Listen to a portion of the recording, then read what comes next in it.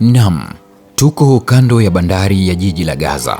Watoto wanajaribu kutengeneza nafasi ndogo za kuchezea katikati ya mahema yaliyosongamana ya familia zilizokimbia makazi yao. Kando ni magofu ya nyumba zilizobomolewa. Kinachowazunguka hapa ni mabaki ya kuta za zege zilizoporomoka. Baadhi yao wanacheza juu ya magofu, huku milio ya ndege zisizo na rubani za upelelezi zikisikika mfululizo. Jambo hili linatengeneza taswira ya ukuaji wao na kumbukumbu za vita kwa siku zijazo.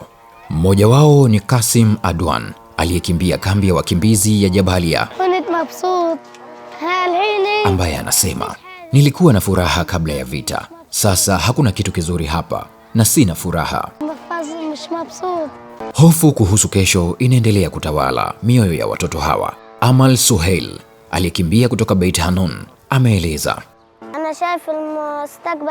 ninaona kuwa mustakabali wa maisha ya baadaye hapa Gaza haujulikani. Maisha ya nyumbani yalikuwa ni mazuri zaidi. Tulizoea kucheza ndani ya nyumba zetu, sio barabarani kama sasa. Tunaunguzwa na jua na kulowanishwa na mvua. Maisha hapa ni magumu sana.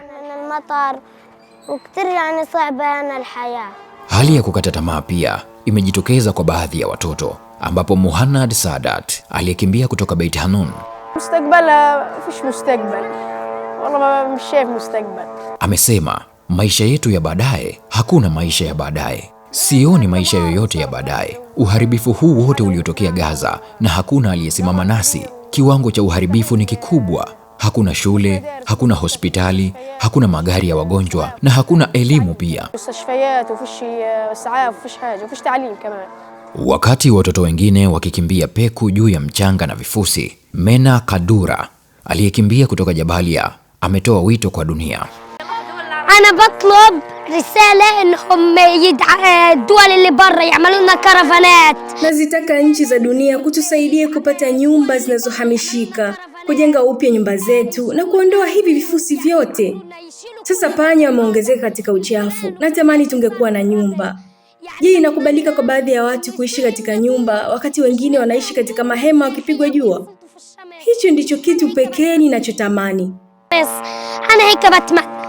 Uharibifu huu wa makazi na miundombinu umewaacha watoto wa Gaza bila matumaini ya wazi ya elimu au afya, huku mazingira yao ya kila siku yakitawaliwa na magofu na kelele za kijeshi.